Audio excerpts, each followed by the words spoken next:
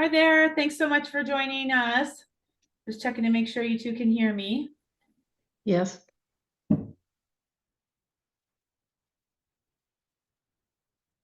Think we're good on sound. So just checking in here. My name is Heather and I'm with the User Success and Digital Learning team over here at Cheddar Up. And this is a PTA Transitions learning session. Excuse me one second. I just have to move the dog. Somebody showed up at my house.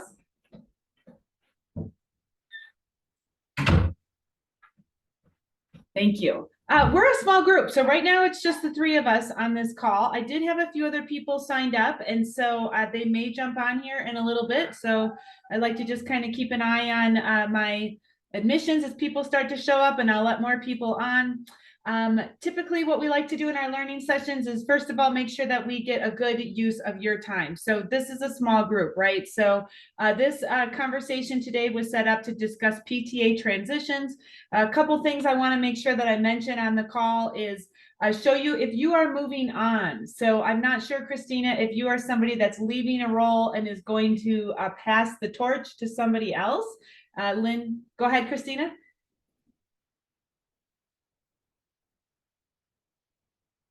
Whoop, I'm not hearing you, Christina. Give me 1 second. Let me just check my audio.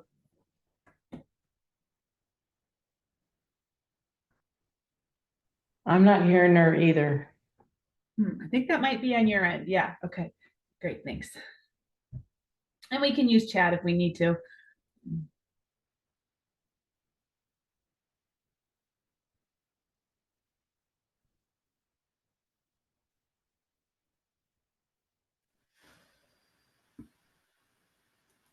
How about now?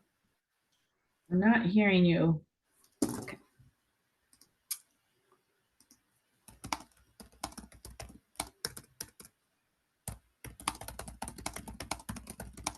Oh, hold on. I think it's me. Can you hear me? Now I can. Yeah. Okay. I'm using the browser this morning because my Zoom app hasn't been working since they did some updates. So anyway. Well, I hear you. Yeah. Go ahead. So I'm currently treasurer, and I'm the one that set up our Cheddar Up to begin with. And I've been training a few people in it, but most of the time it's me that sets up even all the events for everybody. And I'm moving into president role. So I'll still be doing it, but I'm bringing in some other people that I'm hoping can also help with this, because I use Cheddar Up with MoneyMinder.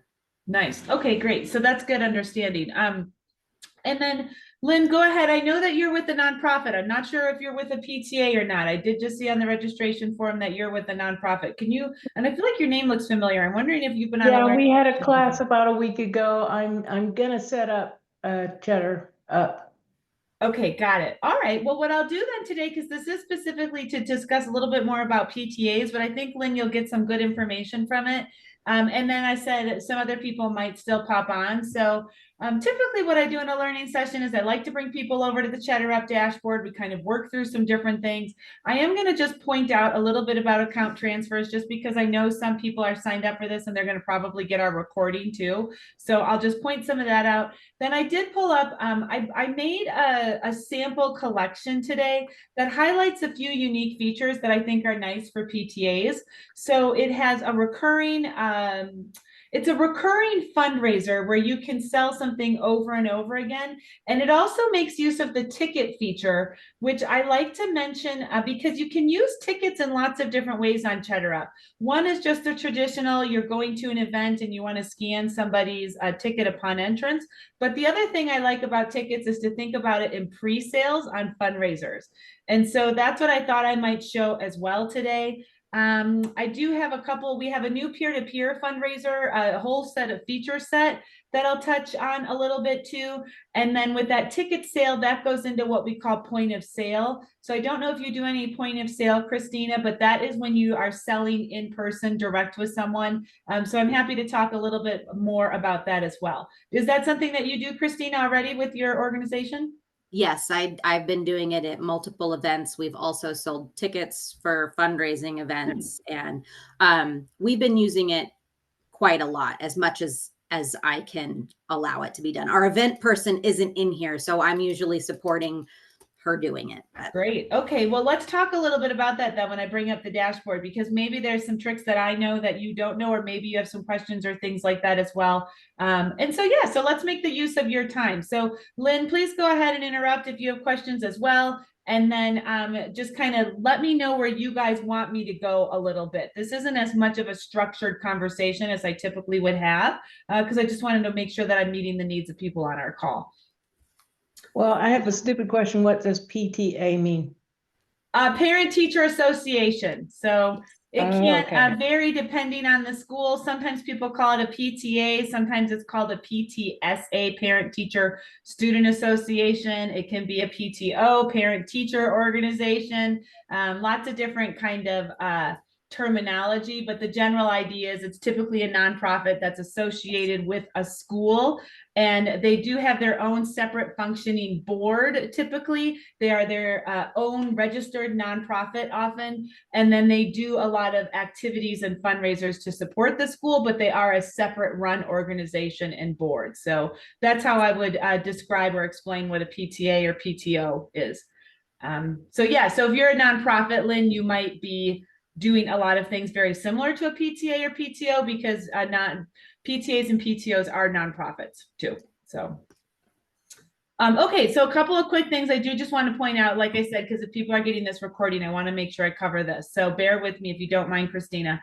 But if you are moving on, so this is something you may even want to think about too, Christina. If you are currently in one role on the platform and you need to move into a different role, there's a couple of different ways you're going to want to think about that. If you are the account owner and you're going to transfer it to somebody else, you need to do that here in our profile. So and this is very important for anybody that's transitioning off of their account, especially if you're completely leaving the organization.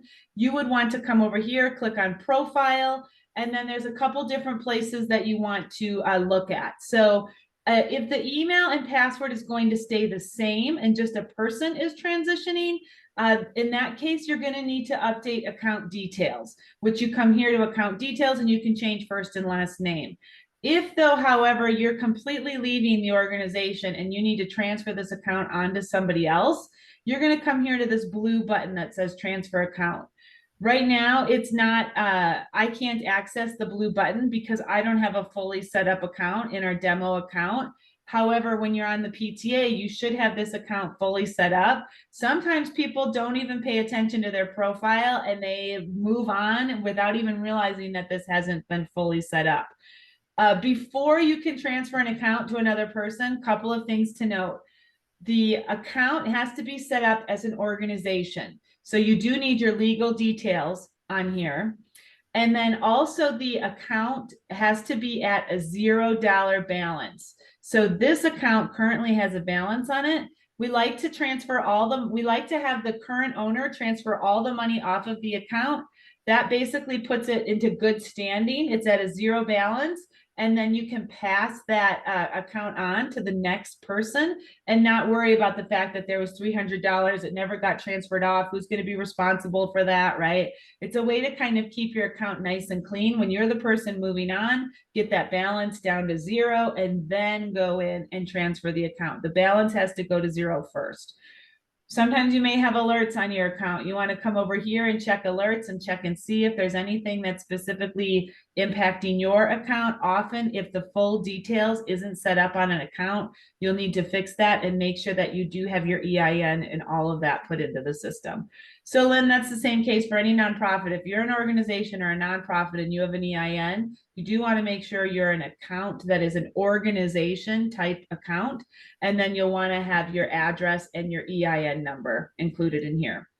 If you're a manager and you want to then become the account owner, there's only one email associated with you. So you would need to remove that email as a manager. Then you could come in and add it in here onto the profile. Big thing is though, this transfer account button is super important. If you get stuck, you can send us an email at friendlysupport@cheddarup.com. Once in a while, there may be something with your account that doesn't put it into good standing, and you may not be able to determine that on your end. So you can reach out to us. But the really important thing is make sure this profile is up to date. Okay, go ahead. I have a question. So Yeah. we set up emails that are specific to our PTA. So I have a generic, like a PTA treasurer email in here, and it is assigned to me. If right now I just want to change that to president so that our new treasurer who's coming in is going to be overwhelmed by a lot of things, doesn't want to get all that, am I able to then just change the email without doing the account transfer? You can. Okay. When you do that, you'll come in as treasurer into Yes. the system, right? Use that original email address. You are going to still need access to that email. So instead of doing a transfer account, you're going to update the email. You'll come over here to email and password instead, and then you can reset the password. The trick is when you go to reset this, it's going to confirm that you're the owner of the current email. Yes. So you need access to both email addresses when you go and do that. So Perfect. come here, you can go to reset. It'll send an email to the treasurer at, pto.com. You'll go into that email, you'll confirm that. Then it'll let you switch out the email and you'll just put the new one in. So yeah, you can reset email addresses and you can reset phone numbers. Now we put your phone number under the heading called security, but that is basically your two-factor. You may have noticed over the last 18 months or so, we've gotten much more careful about two-factor. We think it keeps your account much more safe, much safer and secure, especially when there's a lot of this transferring of information. Oh, sorry, excuse me, I'm just gonna let someone in. All right, click on that. Oh, I've got so many buttons like we were just talking about. So I want to make sure I let that person in. I just set up a new computer myself. So yeah, so if you get a new phone number, that's a really important thing to note because sometimes people will move on. They don't update the two-factor. Now you've got two-factor sitting on some old person's phone number. That person you can't even get a hold of. Or you get a new phone and you forget that you didn't update your Cheddar Up account, right? So two-factor is listed under security. If you just need to remove a phone number and put a new phone number on because you're keeping the same email address, I do recommend that the two-factor security is always set up with the current account owner. So just make sure if you move on, email address stays the same, you're updating just name, make sure that you get that phone number fixed too. All of these headaches will save people a lot of energy in the spring, in the fall. When you're starting up that new year. And so you do just want to take a look at everything in your profile and make sure it's up to date before you get over to that next year. Hi, Anna. Thanks so much for joining us. We're just talking a little bit about account transfers in Cheddar Up and a few different ways to think about if you are transitioning out of a role or not within your PTA, what you might want to consider when you move off of your role and perhaps off of Cheddar Up, right? So we talked about transferring accounts, and I did just want to point that out. I'll point it out to you real quick. You come here to account details, which is through this drop-down menu in the bottom right. I went to profile, and then I go down to account details, and you need to scroll down to this blue button that says account transfer account. Right now, I don't have my account fully set up, so I can't do it. You want to make sure this is blue, a solid blue, and then you can transfer the account off of your name onto somebody else's name. Thank you so much. I have a quick question on that. Yeah, that's actually why I joined the Zoom. So I'm glad you're here. Yeah. Okay. So I am transitioning out of my role. I know it was my social security number that was put in on the Cheddar Up. Mm-hmm. So when I do that account transfer, do I need somebody else to put theirs in and that takes mine out? Yeah. So you will want to know ahead of time who your new person is going to be. Okay. Now on your account, is your email address unique to you or is it an organization email address? It's our organization. Okay. So, and is your phone number currently on the account? That's a great question that I don't remember, but I will check that. That's what we were just talking about 2 minutes before you got on. So make sure you check. You need to come over here to the bottom right-hand corner, or top right-hand corner, click on the drop-down arrow, go to profile, check the email, check the security. When it says security, that's the phone number, two-factor authentication. Go here and you'll see what number is on here. At that point, you'll want to remove that phone number And then Mhm. I'm trying to think in your instance, because you will still have an email address on there. You might want to consider on your account having the primary email address in a personal email instead of your organization email. There are pros and cons to doing it that way. One reason why is because it does make the account transfer process much easier for you. And I do think that is going to probably solve you a little bit of headache moving forward if you want to do that. So you could take off that president email or what treasurer email, whatever it is, put the personal email of that individual that's the new person, and then that will allow them to set up all their new information and you'll completely get removed off of it. So will that email, but I do kind of like personal email just in that one spot. Perfect. I really appreciate that. Yeah. Okay, couple of the things to think about. And Christina, this is something I like to point out to people too, is thinking a little bit about how to clean up your account at the end of the year. I have a demo account here, so bear with me, there's a lot on here. But one of the things I like to talk to people about is thinking about creating folders for archiving information based on academic years. And I also really like to talk to people about how that year label can be very useful in multiple places. So you'll see here, I have an example folder, 2025, 2026. There's a default folder that always exists in Cheddar Up. It's this first one. If you don't rename it, I think it's just going to say My Collections. If you rename it, you might want to rename it for your upcoming year. When you start the year, don't do it now. I would wait until the beginning of the fall. Maybe anytime you accidentally don't put a collection into a folder, it will at least default to this one. So you'll know it's a new current one. You may want to take your old ones then and archive them into a year. Some people like to have different collections by, maybe they have folders by heading or topic, which can work too. But I do sometimes recommend, depending on how much you're using Cheddar Up and how you organize things, you might want to consider the yearly archive as well. You can make copies of any of your Cheddar Up collections and then put a new year on them if you have something that you know you're going to use repeatedly. But can be helpful on reporting too. So not sure if there's a way that you already do it, Christina. Have you done it by the years or a different way that you like to do it? Oh, we're on mute. I think I can unmute you. This was our second year in, and so I did have like a closed kind of archived for last year, which I will probably now update to the new year. And I do have labels that I use in the titles for the year, but I have like our general PTA, and then I had like current fundraisers, current programs, and then I have the closed. Yeah, that's smart. Yeah.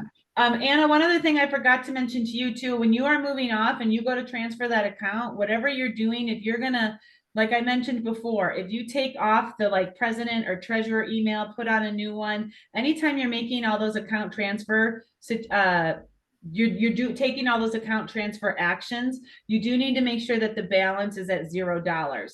That's a security measure because we wouldn't want somebody to go in there with money on the account and any random person be able to go and just switch the account over to their name, right? So you will want to make sure your balance gets down completely to $0 and then go ahead and do the account transfer process as well. Okay, do I need to build in time to do that account transfer to make sure the balance is $0, or can I just kind of like PayPal go in, transfer the funds, even if it's in progress? Can I then do the changing everything? So you do need to think a little bit about that. That's a good question. So if you have collections that are kind of running throughout the year and you know that money keeps on getting put on them, like people are constantly paying on a random collection that you keep going, I would recommend at some point closing that collection so you don't accidentally get a payment on when you thought you were ready to get your transfer done.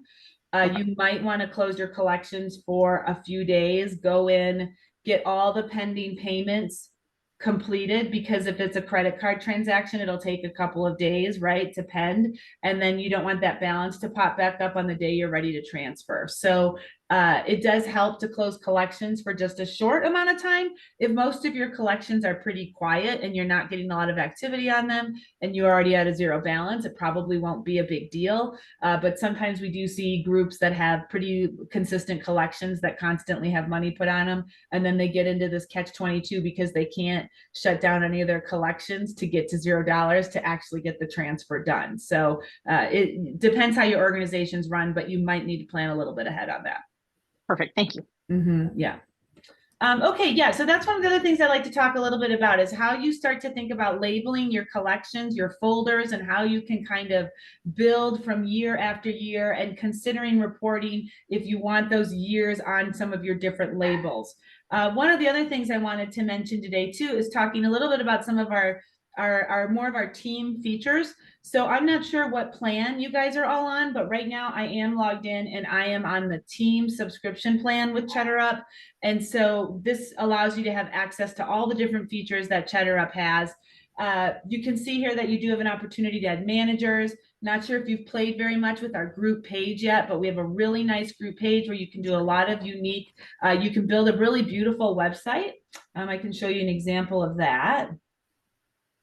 That's what we do. We have teams because we have MoneyMinder, and I love it. And I did it on purpose. We weren't getting a lot of hits on our regular website, and the group page, I've been watching it as it goes. And that's what we use now as our main page. And our school has that link to it, and we change it and have headlines and that's great. all kinds Good for of things. you. Yeah, you guys are power users then. That's awesome. So here's an example of one I always like to show people, this beautiful one that our team built. Couple of things to note on your group page is the you've got your own unique URL on it. And there was something else I was just thinking I was going to mention. What was it though? Oh, so if you're using the group page, have you accessed all of the different features in the brand kit? You've played with that too? Yep. Okay, great. Yeah, because I was going to mention here, this is a great brand kit. If you're on the team plan with us, you can come over to your brand kit and you can extend those images and colors to your group page, and then also over to your emails, and you can set this palette too. So once you get to be an advanced user in Cheddar Up, these are some of these features that you may not have accessed before, and I do highly recommend getting that brand kit set up. It really makes everything pop and look really beautiful for your organization too. Okay, one collection I wanted to talk a little bit about today is thinking a little bit about how to create these recurring fundraisers that you know you can kind of run multiple years in a row or throughout one whole year, right?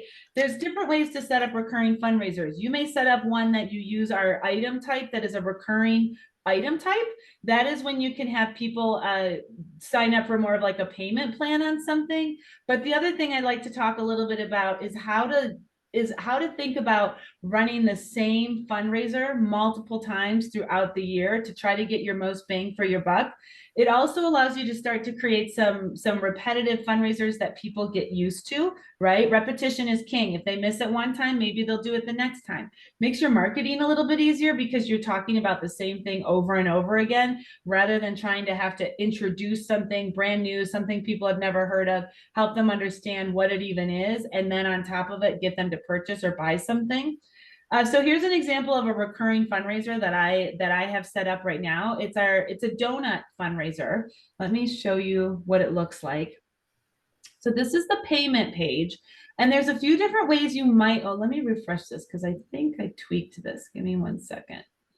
There's a few different things that you might want to think about on this. So I like to use that ticketing feature, not only for tickets to events, but tickets for prepaying items. And so on the prepaying, there we go. Sorry, I was frozen for a minute. On the prepaying, one of the things you might want to think a little bit about is running the same type of fundraiser multiple times throughout the year. When people prepay for something, you can use the ticket feature to prepay for something, and then you're selling these things ahead of time, and maybe you put a minimum or a maximum amount that you know you're going to sell. But if you can sell the same thing multiple times, a couple of times a year, or even every month, now you've got that recurring fundraiser that sometimes people will even try to rush to beat each other to, depending on what it is you're selling. So for example, this is like, maybe there's a local donut shop, not just the donut shop that everybody knows. Maybe it's a local one that's in your organization, that's in your community that everybody loves. I have, for example, there's a French bakery near my students' high school, and it sells the most amazing croissants.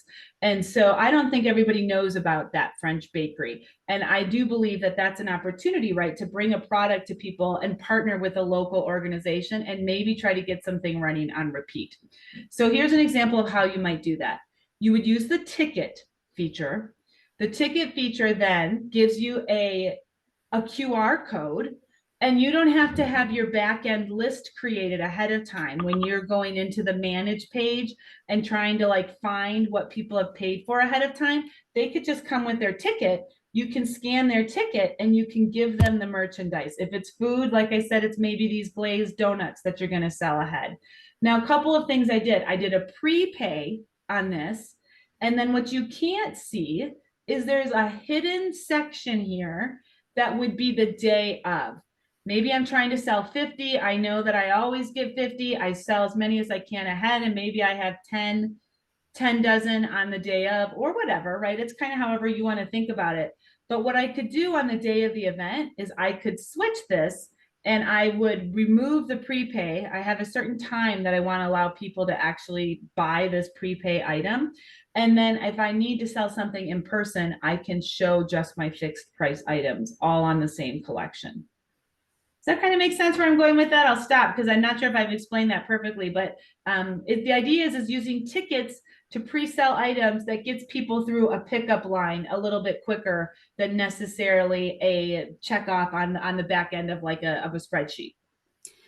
We've used that for some of like our, in the fall when we do not necessarily carnival, but we do a trunk or treat and we sell concessions. And so you can sell once you're there, you can buy once you're there, but we will do the prepay. But then we usually have done it like in terms of giving them, like sending them tickets ahead of time or whatever, or they show us their little receipt. But this, knowing that you can give them, they can just show their QR code and something like that. It makes it really nice.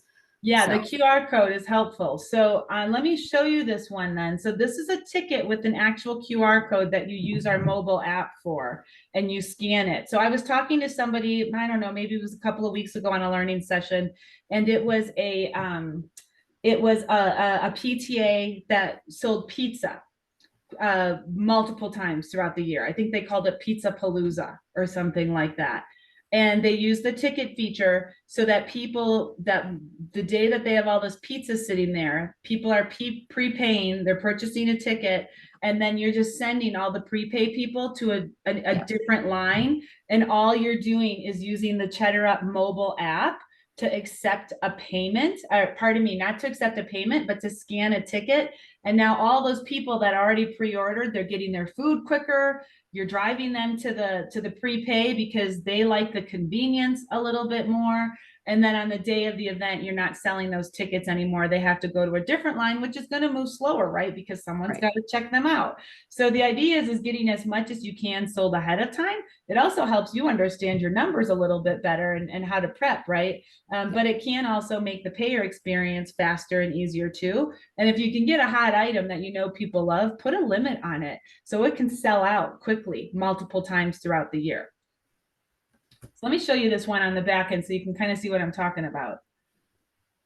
Okay, so I'm back over and into our dashboard now, and I'm logged in as that organizer view. Before we were looking at the payer view. So let me pull this up.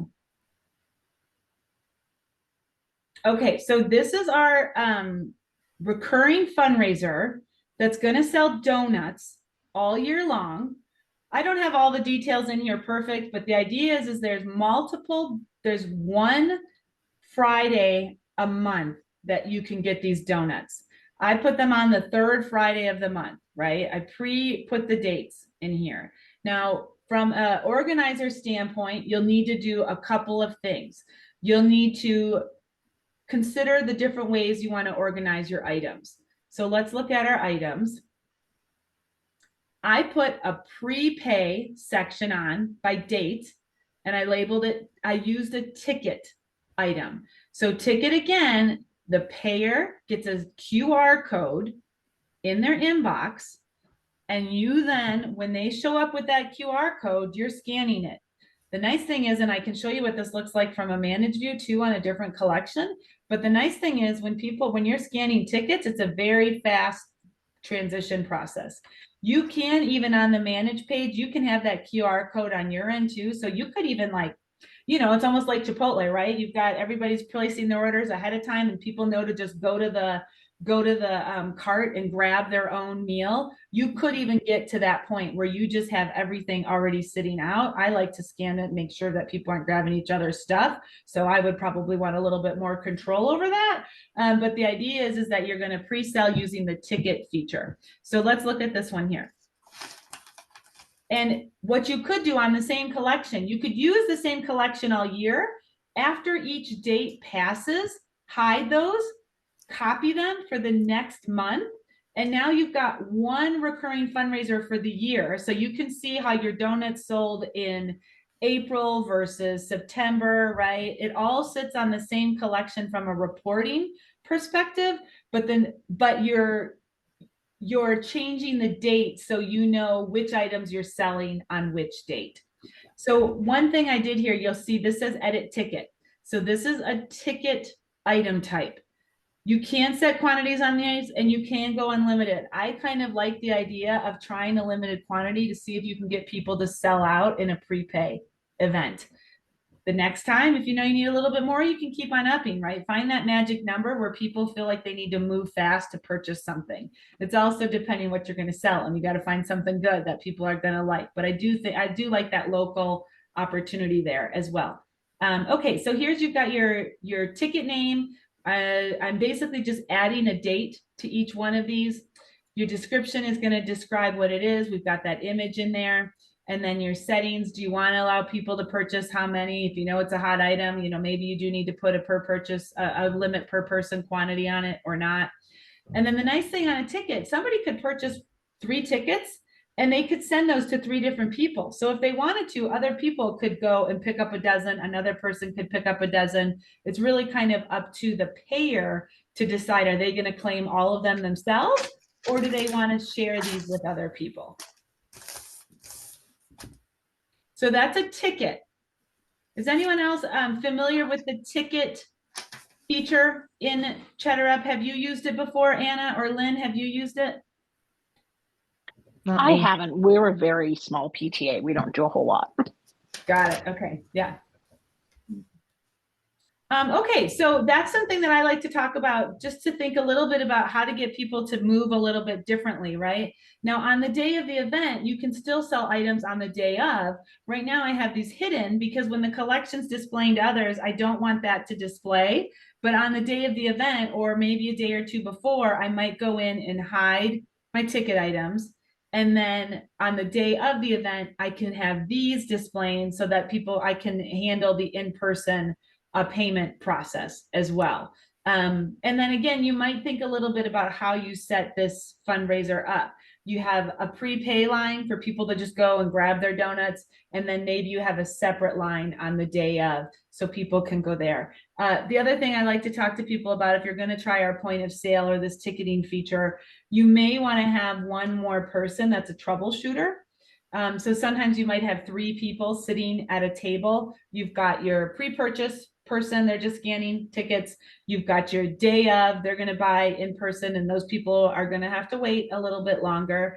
And then you've got your kind of admin manager person that's just troubleshooting anything that might pop up to get those people out of those 2 lines and move them over to like a customer support line if you need it. The third person, that's kind of your manager, your helper, they're just in the manage view of a collection, and they're the ones that are just making sure they're troubleshooting, they're finding tickets, they're downloading things, they're just kind of helping out from a customer support perspective. That's 3 people, which I know sometimes is easy to do and sometimes is not so easy to get in terms of your volunteers, right? Has anybody used our event code feature? That was something else I was going to mention too, on getting people to help. Yeah, Christina, you got it on. You can run this one for me. We should trade places. Anna, have you heard of our event code? Or Lynn, I can show you guys what an event code is. That's a way that you can get individuals that might be helping you on the day of an event that you don't want to add them onto your account as a manager. You instead just need them to help out on a single day. There is something called an event code that you can share with them. I had no idea. I wish I would have known this. So this is very helpful if you have individuals that are helping, but they're not actually in Cheddar Up. They don't have a Cheddar Up account. They're not a manager. They're not any of those. So when you create a collection and you're ready to, and you've shared it, it's public, you can come here on your share page and you can go over to this button that says share an event code. Now the event code is super handy for in-person events, just like we were talking about, whether or not you're gonna get scan tickets or you're gonna take payments in person. Now, a person that's your helper, your event worker, we'll call them, your event volunteer, they would download the Cheddar Up mobile app. They just go into the app store, they look up Cheddar Up, they put it on their phone. They don't need to make an account. They don't need to do anything else besides download the app. Then you, as the person that set up the account, that's set everything up, you're an organizer in Cheddar Up, you've got access to everything. You come here to your collection and you click on new event code. The event code now is going to be this unique code. You can also access it with the QR code. Your volunteer now, all they need to do is scan this QR code, and on the mobile app, they are going to be able to see this collection and take in-person payments or scan somebody's ticket. The nice thing is with this feature, these are your individual volunteers who are just said, hey, I'll come help you on Tuesday. What do you need help with? They're not managers. They don't know hardly anything about Cheddar Up. They're not in there every day making all the collections and things like that. But they're very good at just coming on the day of, you know, they show up, they do the job and they walk away, right? They don't have to make an account. You can still, their name will go on it, so you will know who's the one that was responsible for scanning those tickets or payments, but the volunteer doesn't really need to do anything else besides download the mobile app. So this is, again, really, really, really helpful when you're going to do any sort of in-person collection, whether payments or tickets, they can help out with this event code. Okay, I have a couple other features I was going to talk about today. But I'll stop here and see, does anybody have questions talking about ticketing, point of sales, different ways to use ticketing? Anything else on that? Nope. Okay, one last thing I was going to talk about today is I have two other things I wanted to talk about. One, I wanted to talk a little bit about our gift card center. Not sure if you guys are familiar with that. The gift card center is something that can be really nice to do, especially if you want to do a collection for teachers, maybe for teacher gifts, right? So here's an example of a collection where we are gathering money. Oh, I didn't mean to click on that. Pardon me. I wanted to go to the share, where you are gathering money for different teachers. Parents can contribute to the collection. They can contribute to the individual teacher that they want to give money for, 20 bucks, 15 bucks, whatever it is they want to donate. I'm going to pull this collection up. Bear with me. So parents are deciding, hey, it's Ms. Miller and she's great. I'm going to give her 20 bucks.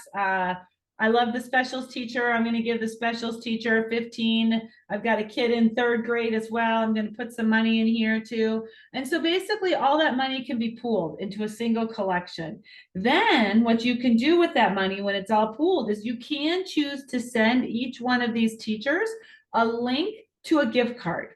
Now, what will happen is when the money sits in the collection, you can then go to the collection and instead of transferring that money off to a bank account or a checking account, you'll instead transfer that money to a gift card for the individual. I don't know if this one has money on it, but let me look. Yes, this one does. So here, this is all that money coming in, right? Different people have given money to the central collection, and now I want to just transfer money over. You'll do that here from the balance summary, and you'll come here to send a gift card. Now, when you send a gift card, my account is not fully set up because I'm not a verified user in here. This is more of a demo account. But you can, if you want to check and see how many different gift cards we have over 150 different gift cards. The beauty of this gift card is that the recipient is the one picking. So the recipient gets an email and you've told them you have $150 on a gift card, you have $200. You're setting the amount for each one of these individual staff members. And then the recipient gets this email, and from that email, they go in and they pick from one of these gift cards. They can pick whichever gift card they want. They can split up the money as well if they want. And so this is really nice in group giving, especially if you want to make it an easy process for people to just gather money and distribute out. You might want to look at this gift card feature. So this is when you're transferring money in a collection instead of to a checking account, you're going to transfer it to a gift card and each recipient gets to pick. Have you used that one before, Christina?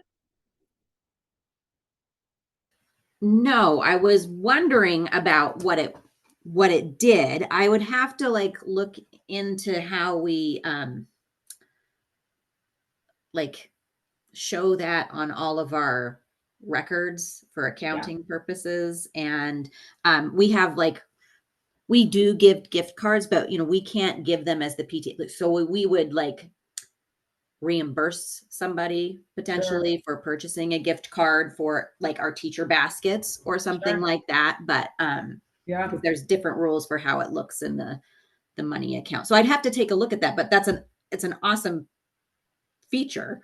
Yeah, you can do a lot of different things with it. The other thing too, thinking about reimbursement or things like that, there is a prepaid MasterCard option. So if you ever need to send people, you don't want to give them access to your own central organization credit card, and you need to just send people a budget of 150, of 200, of whatever. This is another thing that you could even do with your volunteers and say, great, this is your prepaid card. We're going to give you this budget, right? And then you can transfer that money over there too. So different ways to think about it, right? Everybody's got for sure on the accounting side of things, there's always a lot you need to think about on what works best for your organization. But this is a nice feature that some people aren't aware of or aren't using, and that you can kind of play with and make it work for your group as well. Okay, one other thing I wanted to mention. I wanted to talk a little bit about peer-to-peer. Not sure if anyone has tried that yet. This has been a big new feature set that we launched this year, and it's been something that we've been really excited about. We're always open to feedback on it. It's still a relatively young feature set, so if you do use it and would like to see adjustments or things like that, please let us know. But the beauty of a peer-to-peer fundraiser is a peer-to-peer fundraiser is going to allow you to have, instead of one collection page that you might do in the past, this one now allows you to add participants. Every participant can have their own unique collection page. So, for example, and we're also adding, you can do 3 different things with it. You can sell items. So maybe you're going to do a plant sale, and every grade and every kid is also going to do a plant sale, right? Each kid could have their own unique page. You could do it per grade if you wanted to, because you can set this up in teams. You can just do direct donations. So maybe you have a direct give campaign every year, and instead of having a single unique link, you instead want every kid within your school to try to raise $100 or $150. What it does is it's going to tap into the power of network, because now every single individual that is also collecting on your behalf will have their own unique page as well. So this is going to create multiple participant pages. We have something that will be coming out soon within this feature called a-thons. So maybe you like to do a read-a-thon, maybe you like to do a run-a-thon or something like that. And you want every separate kid to have their own page within the within Cheddar Up for them to, it looks cute. First of all, grandma and grandpa would much rather see a picture of their kid or their grandkid up there than they would of the PTA, right? And so I'm going to show you guys an example here. But this is a really nice feature that you might want to tap into, especially if you're an advanced user. I think you'll find this a pretty unique or a pretty fun fundraiser to run. And again, it's going to tap into the power of people. So here's an example of a peer-to-peer. This is one that is an item sale. So you're choosing the item that you're going to sell, and then you set it up here for each kid to have their own unique page. So here would be each individual participant.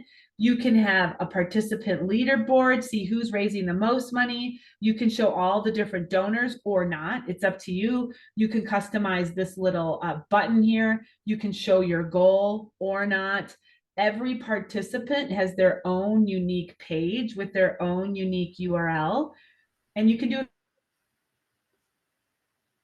a few different things with this. Go ahead. Do we set up each individual participant page, or is that like, how does that work? Because, and like, is there a limit on that? Because when we started our first jogathon this last year, and we're going to do it again, but I was like, I can't do, you know, a page for everybody yet. And for me and one other person, I was like, it would be too much of a nightmare for me to figure out how to do it without that. But for this, I mean, I still would wonder how, because we have over 700 students, because we're a school of choice within the public school. So you our can school handle is it via higher. Sorry, I feel like we're having a little bit of a delay here. There's two ways you can handle it. When you add your participants, if you have their name and email address, you can upload them in a bulk file. So typically you may be able to get a name and email address from the individual teachers, and you can add participants via CSV file. You could do all of them at once. You could do one class at a time if you wanted to, if you want every kid to have their own unique page. Now, if you decide that's a little bit too much for you and you'd rather maybe just do it by grade, what you could do is you could use your unique email address for each teacher at the classroom level, and then they can raise on behalf of that class, right? So the participant page, maybe the teacher is going to upload a picture of their classroom instead of one individual kid, right? You can tweak how personalized you want those pages to look too. So here, you don't have to display this image if you don't want to. And you don't have to display this image either. You choose on the participant page when you're building the fundraiser whether or not you want to get this personal or not. If you don't, then this might just say support Ms. Wilson's class, support, you know, Ms. Brown's class, something like that. In that instance, then you would only upload just the teacher's name and email address and do it by a per classroom basis. If you even wanted to do it by grade, you could do the same thing, just pick one unique email address per grade and then do it the same way, and maybe turn off some of these images to keep it a little more basic too. Okay. Couple different ways you can play with it. You can go all in, or you can go back up a little bit, because the administrative side of it, you need to make sure that you can still stay safe on all of it, right? But I would definitely recommend I would definitely take a look at it. I think there's enough there right now that it may really simplify what you've been doing and still give you that leaderboard experience, multiple pages that the teachers can share. You know, depending on how your school communication works, if teachers are often trying to help by resharing things that you ask them to share, you might want to give them that unique link, and then they're trying to get people to share too. So a few different ways you can play with it, but it's up to you in terms of how you want to set it up. Okay, thank you. And when you do that, just to point out, you do come to, I just want to make sure I point that out one more time. You come to collections, you come to create a collection, and then you go here with peer-to-peer. So again, the primary difference between a general collection and a peer-to-peer fundraiser, you're going to have one general page with multiple pages underneath. Each participant has their own unique URL, and a general collection, which is our classic collection builder, it's a single URL, a single web page. Let me see what else. That's about it. Those are the basics that I like. Well, this isn't really a basic. So these are what I like to cover in this PTA transition conversation. I really just wanted to point out a couple different unique features in the Cheddar Up platform, and make sure that we also covered how to transition off of your role, right? But then I like to talk about thinking a little bit about point of sale and ticketing in some unique ways, taking a look at that peer-to-peer fundraiser and seeing what how that might work for your organization, talking a little bit about how to archive collections, thinking about your folder labels and things like that. Looking at that event code. If you have people that help out, but they're not actually managers, how can you utilize that event code to help you a little bit? And then again, I touched on it previously, but getting your account in good standing when you're ready to transfer it off, get it down to a zero balance. You may want to consider not using an organization email just for the account owner. That makes it a lot easier to pass on year after year. And then the one last thing I did want to mention too, if you are not on team, we do have a subscription discount right now running. And so you can use April 40 if you want to get the team plan at 40% off. So I will type that in here as well. Sorry, I've got a new computer here and some things are still popping up in random spots on me. But let me pull that up too, and I'll put April 40 in here. Any questions, comments, clarifications, things you guys want to go over still? Quick question. Yeah. If I have any trouble on the transition, because we are like the opposite of a power user, Cheddar Up, is there a way that I can contact anyone for help? Because I'm stepping down from the organization, so I want to make sure that all of my information is off of this Cheddar Up just to make it a clean transition. Yeah, so you're going to want to go here. I really think that if I were you in the circumstance that you're explaining to me, I would do two things. Mm-hmm. It sounds counterintuitive. Excuse me. Brain allergies. It sounds a little counterintuitive, but you may want to consider putting the account, just the email address, in your own name, in your own email. Right here, you would reset it. You would take off the president one, put yours on.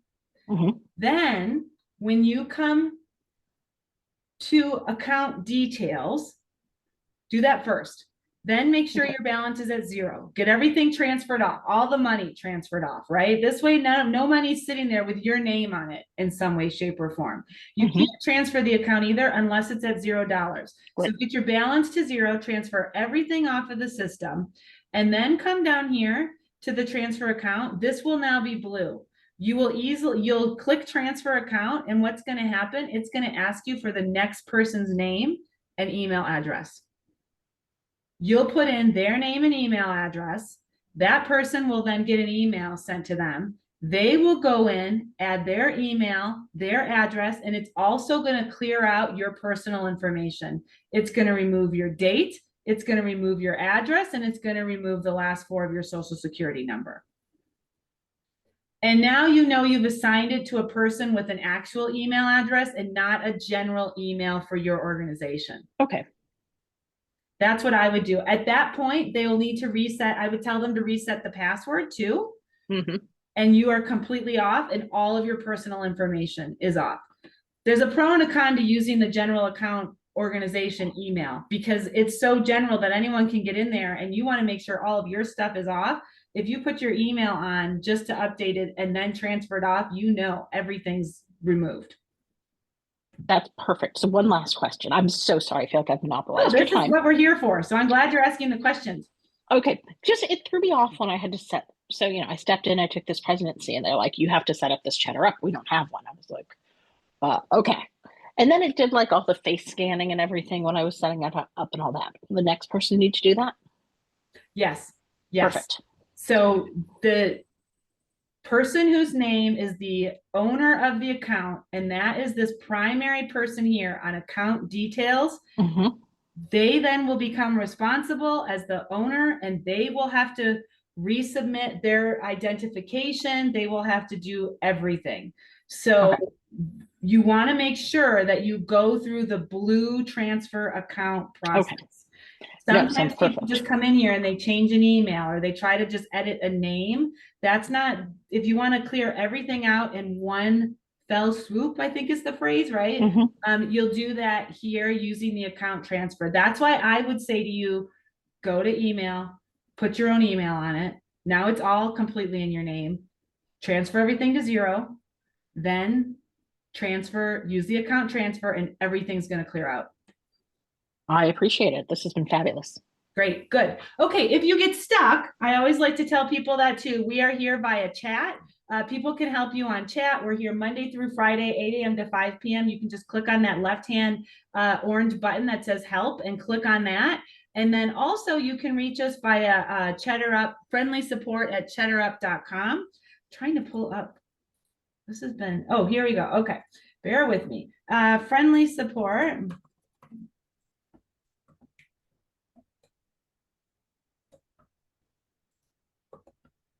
And somebody can help you on the transition. However, the thing that I would say is if you follow it the way I just mentioned, you're going to be in a good spot. And the new person, they can come join one of my learning sessions. We have them Monday, Tuesdays, and Thursdays, and I'll walk them through how to get started, right? And you will be moved off and not have to deal with it. So I appreciate it. I always start learning session too. Tuesdays and Thursdays, 12 p.m. We cover the basics most of the time, but they should check ahead of time. But I would just update it, get your name off, and then they can start to learn what they need to learn. Wonderful. I'm going to log off. Thank you so much for your help. Thank you, everybody. Yeah, Christina or Lynn, any questions that you guys have today? Hopefully, we covered some of the PTA things to think about, and maybe give you something, food for thought, or things to try. It's been very helpful. Thank you. Good. Yeah. No questions. Thank you. Okay, thanks for joining, everybody. If you need anything, reach out to us again, and you should get a recording on this as well. So have a great spring, and let us know if you need anything with those transitions in the fall too. Thank you. Take care.